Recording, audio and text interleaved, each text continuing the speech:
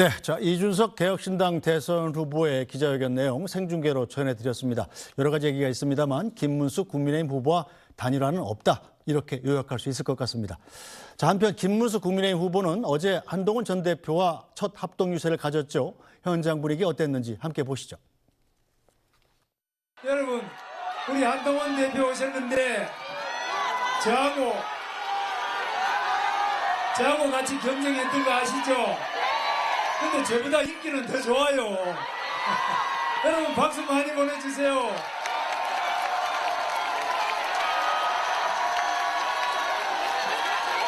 김문수! 여러분, 우리가 무능한 이재명 세상을 함께 막아봅시다. 제가 그 마음으로 여기에 나왔습니다. 여러분, 이재명은 사악해서 위험한 것이 아니라 무능해서 위험합니다. 이번 선거는 중도층이 결국 승패를 좌우할 겁니다. 그분들이 바로 여기 이 김문수 후보를 찍게 만들어야 합니다. 저는 그러기 위해서 우리가 계엄 옹호론, 부정선거 음모론과 확실하게 선 긋고 친윤 구태 정치와 확실하게 개혁할 것이라는 얘기해서 승리의 길로 가야 한다고 생각합니다. 그러면 이깁니다. 반드시 이재명의 위험한 세상을 막아봅시다. 고맙습니다. 네, 자 그러면 세 후보의 이야기 차례로 짚어보겠습니다. 먼저 민주당의 이재명 후보, 안보는 민주당이라고 외쳤더군요. 네. 외교안보 분야 공약도 발표했던데 어떤 내용입니까? 우선은 국익 중심의 실용 외교를 한다라는 것이 첫 번째 키워드고, 그리고 그 중심에는 굳건한 한미 동맹, 이거를 지키겠다라는 것이고, 여기에서 우리가 핵무기와 관련된 확장 억제 관련된 이야기를 계속해서 하지 않습니까? 이 부분을 더 고도화시켜내겠다라고 하는 것은 북의 핵무기 개발로 인해서 불안해하는 우리 국민들의 그 민심을 좀 달래는 이야기고요. 그다음에 지금 트럼프가 공격하고 있는 관세 협상과 관련해서 확실하게 상호주의에 입각해서 협상하겠다라는 의지를 표현하고 있는 것입니다. 네. 그다음에 이제 그 외교 문제에 있어서는 적어도 여야는 한 목소리 이해가 된다라는 큰 룰이 깨진 지가 오래됐습니다. 그렇기 때문에 여야 대표가 외교 협의체를 통해서 대북 그리고 대미, 대중 이런 외교 관계에 있어서는 하나의 목소리를 내자. 이런 차원에서 그 대표단 간의 외교 협의회를 좀 만들자.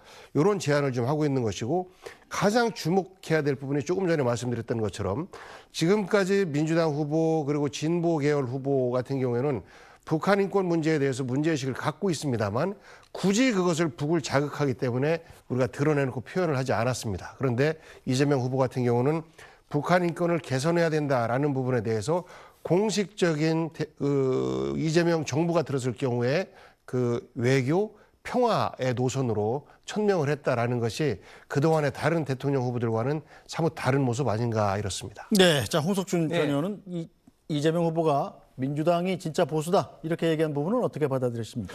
뭐 이재명 후보가 뭐 존경한다고 해서 뭐 존경한다는 것을 믿는 사람은 제가 볼 때는 없을 것 같고, 국익 중심 실용외교 뭐 당연한 이야기겠고요. 그다음에 한미 동맹 신뢰 기반 복원, 뭘 복원한다는지 모르겠습니다. 윤석열 정부가 정말 문재인 정부 때 정말 파탄 일보 직전까지 갔던 미국, 일본과의 관계를 복원하면서 심지어 핵 무기 공유 협정까지 이끌어냈죠. 그런데 무엇을 더 복원한다는지 도저히 이제 이해가 가지 않고, 방금 보고인께서도 말씀하신 것처럼 북한 주민 인권 개선 노력, 이것은 굉장히 저는 어떤 높게 평가하는데, 그런데 이제 그 구체적인 어떤 조치가 필요하겠죠. 예를 들면 가장 중요한 북한 인권 재단이라고 있습니다. 지금 박근혜 대통령 때 설립된 것인데 아직까지 민주당은 북한 인권 재단에 위원을 임명하지 않았죠. 그리고 추천하지 않았죠. 그렇기 때문에 이런 어떤 부분에 대해서 이번 이재명 후보의 당선 여부를 떠나서 민주당은 행동으로서 북한 인권 재단의 어떤 추천이라든지 이런 것들을 이제 보여야 될 것 같고, 네. 그다음에 이재명 후보의 가장 큰 문제는 이런 것 같습니다. 모든 국가들하고 관계를 좋게 맺어야 된다. 뭐 당연한 이야기죠. 그렇다고 해서 우리가 대한민국이 반드시 또 선택해야 될 어떤 계기가 있을 겁니다. 예를 들면 중국이 대만을 침공했을 때 양쪽 다 셰셰, 양쪽 다 맞다 이렇게 이야기할 수는 없는 거 아니겠습니까? 그렇기 때문에 그런 점에 대해서 확실한 어떤 국익을 위한 특히 외교관을 보여야 될 때가 됐다고 생각합니다. 네, 자 국민의힘에서는 어제 한동훈 전 대표가 처음으로 김문수 후보하고 첫 합동 유세에 나섰는데 민주당 입장에서 받아들이기엔 좀 위협적입니까? 아니, 전혀 그렇지 않습니다. 당권 투쟁을 열심히 하고 있구나라고 보이는 거죠. 그러니까 김문수 이름이 안 써진 2번 옷만 입고 다니다가 이제 이것에 대해서 내부에서 비판이 생기니까 그러면 옷 정도야 입어주지 뭐 그러면서 이제 옷 정도 입어주고 다니고 있는데 메시지 한번 보십시오. 계엄 옹호 세력 단절해야 합니다. 친윤 끊어내라는 이야기죠. 그리고 부정선거 옹호 세력 단절해야 합니다. 노골적으로 김문수 후보를 겨냥하고 있는 거예요. 김문수 후보 아직까지도 부정선거에 대해서 이렇다는 얘기 안 합니다. 그 지지자분들 사전 투표하지 말자 이렇게 선동하고 있어요. 그런데 막상 본인은 정치적으로 공격받을 우려가 있으니까 본인은 사전 선거하겠다 이렇게 얘기하고 있는 거 아니겠습니까? 그래서 근본적으로 계엄 옹호와 부정선거 음모 이 부분에 대해서 김문수 후보가 명확하게 선을 그어주지 않는 이상은 한동훈 후보는 우리는 집권하기 어렵습니다. 저는 그러면 제대로 된 합리적인 야당 대표를 제가 하겠습니다라는 메시지를 자기 지지자들에게 보내고 있는 것이거든요. 그러면서 동시에 아예 직접적으로 친윤 세력 끊어내야 된다. 그러니까 윤석열 대통령과 윤석열 부부하고도 단절해야 한다. 이런 목소리를 내는 것은 저는 대통령 선거에서 김문수를 당선시키고자 하는 것이 아니고 당을 대선 이후에 패배할 것이 뻔하니 그다음에 내가 운영하겠습니다. 라고 메시지를 내는 거라고 봐요. 네, 그래도 모처럼 만에 한동훈 전 대표가 김문수 후보와 합동 유세에 나선 건데 하루 만에 이 윤상현 의원을 공동 선대위원장으로 임명을 하는 바람에 또다시 친한계 의원들이 크게 반발하고 있다고 들었습니다.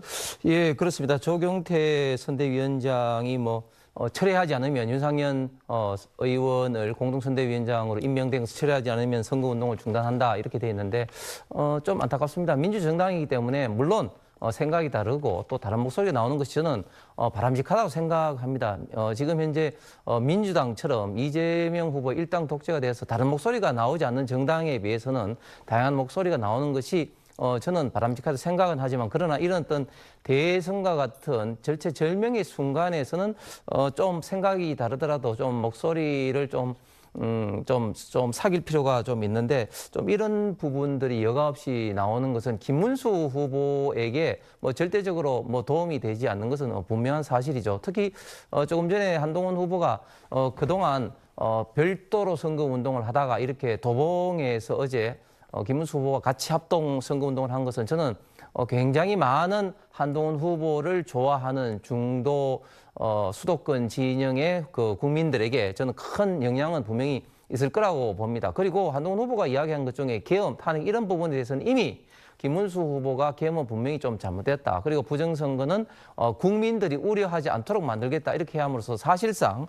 본인이 사전 투표에 참여하겠다고 하기 때문에 사실상 다 이제 저는 충족됐다 보고 그럼에도 불구하고 한동훈 후보가 친윤 떨거지라든지 이렇게 좀 강경하게 조금 표현을 하는 것은 지금 현재 어떤 상황에 과연 맞느냐, 김문수 후보에게 맞느냐 하는 어떤 그런 좀 아쉬움이 있습니다. 알겠습니다. 자, 후보들을 향한 지지 선언도 이어지고 있는데요.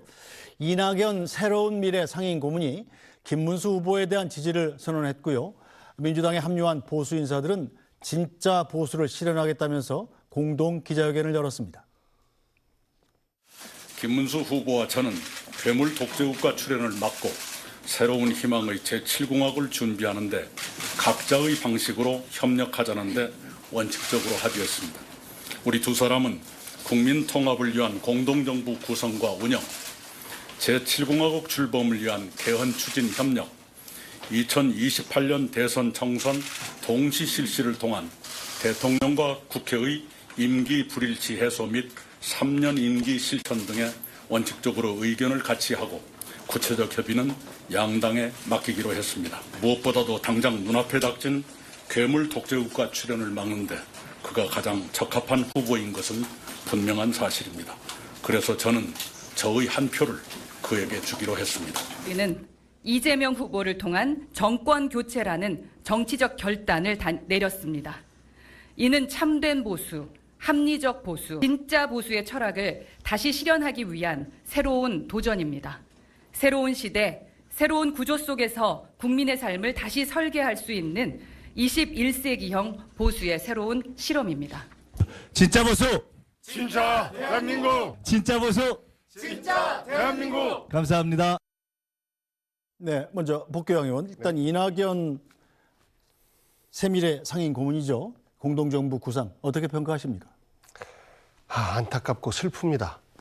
본인 혼자 망가지는 것은 괜찮아요. 그런데 지난 경선 과정에서 그래도 이낙연과 한 길을 걸었기 때문에 이낙연의 그 정치적 독립을 할 때 함께했던 그 동지들 가슴에 대못을 받고 있는 거 아니겠습니까? 그렇기 때문에 지난 계엄과 관련된 애매모호한 행보를 보일 때 이미 몇몇 사람들이 뭐 대전의 박영순 전 의원을 비롯해서 몇몇 사람들이 같이 하지 못하겠다라고 탈당을 했어요. 그런데 그분들은 이미 정치적으로 큰 상처를 입은 거예요. 본인과 같이 했던 사람들에게 저렇게 상처를 주고, 그리고 저분이 지금 고향도 못 내려간다고 합니다. 돌팔 맞을 거예요. 그러니까 80년대 전두환 찬가를 썼던 그 기자, 하지만 호남 출신이라는 이유로 또 학벌 좋다는 이유로 우대받고 연속해서 국회의원 되고 그 다음에 또 전남도지사까지 하고 또 호남 민심을 보도 않겠다라는 차원에서 총리까지 만들어줬는데 단물 다 빼먹고, 그리고 본인이 모셨던 문재인 대통령에게 죄송합니다면서 독립하겠습니다 라는 인사도 한마디 없이 일방적으로 본인과 경쟁했던 이재명 후보가 밉다고 저렇게 하는 짓에 대해서 나이 드셨으면 제발 좀 어른답게 좀 하십시오. 그리고 본인 도왔던 젊은 사람들 정치 앞길 그렇게 막았으면 이제 좀 자중할 때도 된 거 아니겠습니까? 그리고 본인이 약속했던 공동정부 구상, 저는 되지도 않을 뿐더러 설령 국민의힘이 집권한다 하더라도 지난번에 안철수도 팽당했는데 의원인 안철수도 본인은 아마 존재도 없어질 겁니다. 제발 좀 정신 차리고 국민들에게 그리고 고향분들에게 떳떳한 모습으로 사시기를 권유드립니다. 네, 자 이낙연 전 총리의 김문수 후보 지지선은 김문수 후보 입장에서는 얼마나 도움이 되리라고 판단하십니까?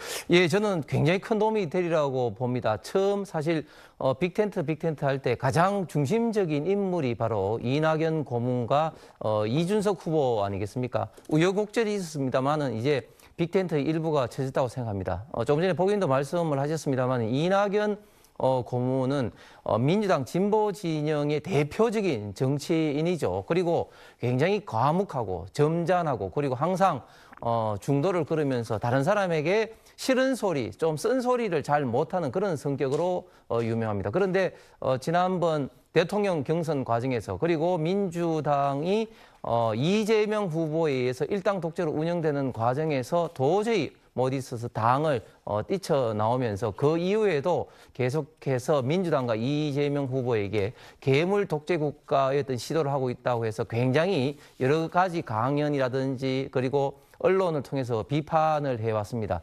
이낙연 고문도 지금까지 살아온 게 주로 이제 좌파 진보 진영이기 때문에 많은 고민이 있었을 겁니다. 그럼에도 불구하고 이렇게 어려운 선택을 한 것은 지금 현재 김문수 후보만이 밝혔듯이 이재명 후보가 집권하게 되면 괴물 독재국가, 즉 자유민주주의를 파괴하고 법치주의와 상권 분립을 파괴하는 이런 어떤 참혹한 대한민국의 현실을 그냥 놔둬서는 안 되겠다, 막아야 되겠다, 이런 어떤 우국충정의 심정으로 했는데 이런 것들이 굉장히 중도층에 있는 분들에게 김문수 후보의 어떤 이미지 향상, 즉 국가 통합과 중도로의 어떤 확장에는 큰 도움이, 그리고 막판에 갈수록 큰 도움이 될 것으로 기대가 됩니다. 알겠습니다.